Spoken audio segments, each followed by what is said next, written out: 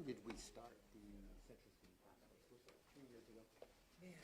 Yeah, at least. Well, maybe at least 2 years ago. Okay, so it was It's hard to remember what. 23. 23, so 3 Yeah. years ago. Yeah. Okay, okay, right. Well, 2.5-ish, and Nolan, you don't have your placeholder card there? was that? You don't have your placeholder card there? That's okay. My name was misspelled anyway. Oh. Couldn't. We All right, have so magic We'll markers. go ahead and get started. Mayor, do you want to kick us off with your remarks? Yeah. Well, thank you all for coming. I appreciate it. This is an important day for Portland. We're 1 year into my administration, and it's time to start writing a new chapter. And we just concluded the first meeting of the Central City Roundtable, and I want to share a brief update for you. Today brought together leaders from business, real estate, arts and culture, education, philanthropy, and community organizations. And this group reflects the broad commitment across Portland to strengthen and revitalize our Central City. Our discussion focused on how we can align public and private partners to remove barriers and unlock investment and move faster on projects that will shape Portland's future. We're building on real momentum, including cultural investments like the Rothko Pavilion at the Portland Art Museum, the new James Beard Market envisioning, as well as major developments such as the Broadway Corridor and work led by the 1803 Fund and OMSI, and not to mention the newly renovated state-of-the-art MODA that will soon really grace Portland and our entertainment system. These efforts have the potential to redefine our Central City for years to come. We also talked about how downtown must adapt to new patterns of work and culture and community life that includes activating public spaces, improving safety and livability, and supporting economic growth and benefits for the entire city. The one thing that was clear is that government cannot do this alone. The roundtable is about shared accountability and shared opportunity. Portland has the creativity, talent, and civic pride needed to restore our Central City and strengthen our position as a hub for innovation and culture. And this is a start of a coordinated effort. We will track progress publicly and continue engaging Portlanders as this work moves forward. I'd like to introduce Nolan Lienhart, my co-chair for the roundtable. Thanks, Mayor Wilson. And first, I'd like to just thank the mayor for offering me this opportunity to serve as his co-chair. Cities are constantly evolving. As an urban planner, I've had the privilege of watching Portland Central City evolve over several decades and had the opportunity to be a champion of that work. That perspective may be why the governor asked me to chair the value proposition of the Central City Task Force, where our objectives were to restore Portland's reputation as a nationally significant downtown, activate the Central City as a regional hub for innovation, opportunity, culture, and economic growth, and restart the Central City as an economic engine for the state. The Mayor's Roundtable is about implementation and delivering these outcomes. The Mayor mentioned a number of projects today that could transform Portland, and I could mention a dozen more. We're not short on opportunities. What we need right now is civic leadership from every sector and community that can advance shared priorities, attract investment, and write the next Portland chapter. This morning we talked about how to track progress using real indicators, housing production, foot traffic, and filling vacant storefronts. Those are the signals that will tell us whether we're gaining momentum, and we look forward to sharing those with you as we move forward. We have done this before. In the 1970s, the city removed Harbor Drive and created Waterfront Park, giving people a new reason to come downtown. In the 1980s, we turned a parking garage into Pioneer Courthouse Square. In the 90s and the 2000s, we did the River District and the Pearl District, transforming rail yards and warehouses into a vibrant mixed-use neighborhood. It's time to do it again. Our work is to make sure that Portland Central City continues to evolve in a way that creates opportunity, strengthens our economy, and serves the entire community. I'm excited to be part of this work, and I'm excited about the future of Portland. Thank you, Mayor Wilson. Thank you, Nolan. Excellent. Do we have any questions from Mayor Nolan? If not, that's okay. Well, there's been previous task forces and work groups focused on Central City issues. What specifically makes this roundtable different, and how will you measure whether it's actually working? Right.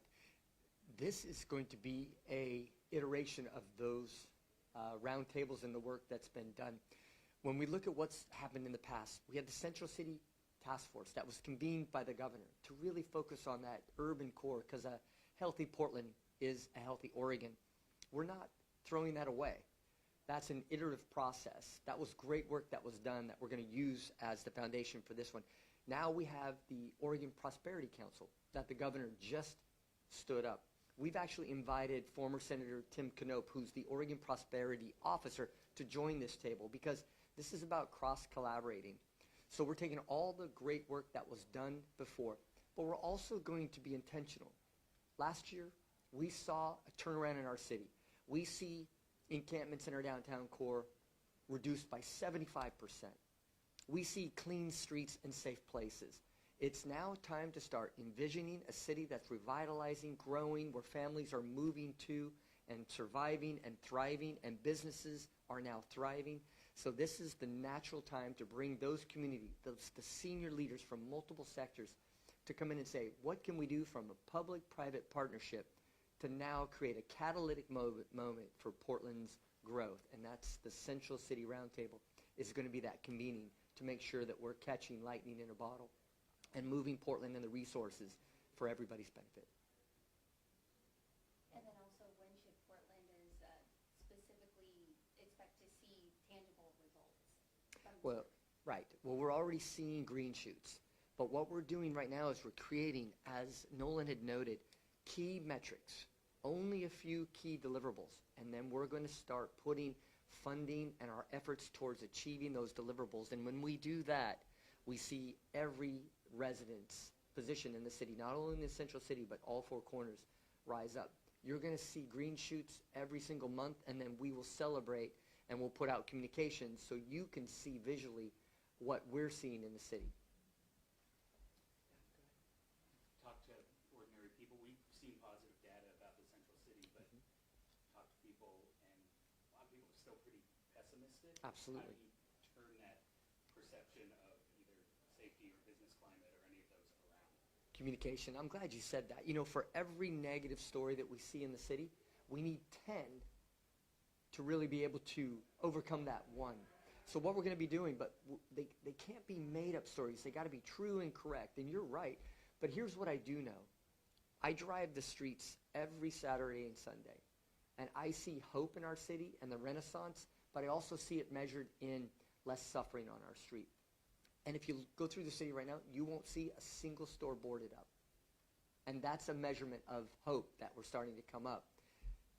You'll see the metrics, I see the metrics, and they're all improving, but it has to be tangible for those individuals. When you're riding TriMet into downtown, do you feel safe? When you open a store or a restaurant, can you thrive? And those are the measurements we're really going to be focusing on right now. One question I had was, what priority projects are you targeting to, I guess, unstick, and why? It's a great question. Officer residential conversions, we've funded with first dollar in with 2 projects. The first one is the casket building in our old town. Taking those buildings and converting them and creating housing in place of office brings in that mixed use, vibrant core that we're trying to create. You know, office staff of the past, we're not going to get back to where we were pre-pandemic. So we have to reimagine what the city is. We really have to focus on improving safety along transit. And so I have officers being introduced to transit so people who are riding transit can come into that downtown core. Other measurements during the Thanksgiving holiday, we saw a 20% improvement in downtown foot traffic. Those are the things that we want people to come downtown and just take a look. You're going to be very impressed. You'll be surprised how vibrant the city is. It's time to come back to our city.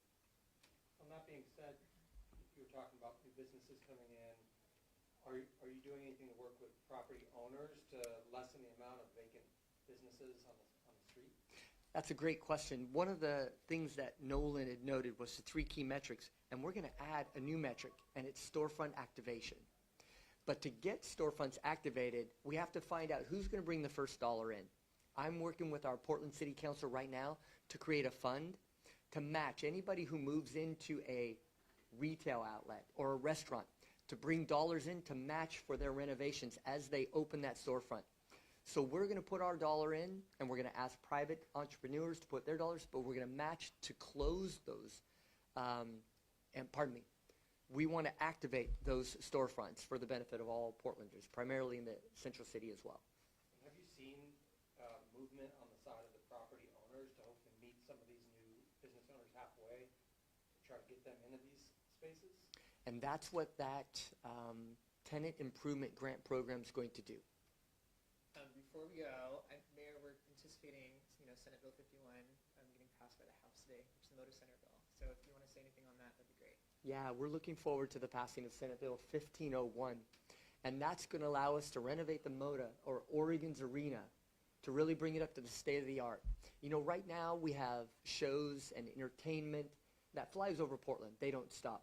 This renovation is going to allow Portland to be a destination for every show that's traveling in the nation, whether it's a concert, whether it's ice capades, or whatever you have. Portland's going to be a destination like it always was, and it's going to be again. And so I'm really grateful to our representatives and senators for seeing the benefit that the MOTA, that Oregon Arena, allows us to move Portland forward. And it's going to allow us to keep the Blazers and allow all those families that have grown up with that fantastic team and entertainment to really enjoy that for generations to come. Was there any one thing in this meeting, this first meeting, that excited you or that you came out of the meeting like, wow? Here's what I saw in this meeting, and Nolan, I'll let you also mention this. I saw a very clear-eyed approach from senior leaders from many sectors around Portland and around Oregon that just said, here's what we need to do. We need to take action. It is not the time for talk. It is a time for action. We need to provide deliverable results because our community is ready for that. Nolan? Yeah, I'll just share, we were really thrilled at the caliber of folks that we got to show up at this table. And many of them are running the organizations and programs that are going to drive interest and visitors to downtown. So this was really just the introduction to our charge here, but we're looking forward to hearing their thoughts about how we can make these metrics really achievable and what are the most impactful ways to do that. All right, we've got to get the mayor to his next meeting, but thank you guys so much for coming. Thank you for coming in. I appreciate it. Have a good weekend. Nolan, great job. You do this Thank a lot more than I do. Oh, well. You're great. You're great at it. Just FYI. No. It doesn't come off that way at all. Thank you. Thank you, thank you, thank you. You are awesome.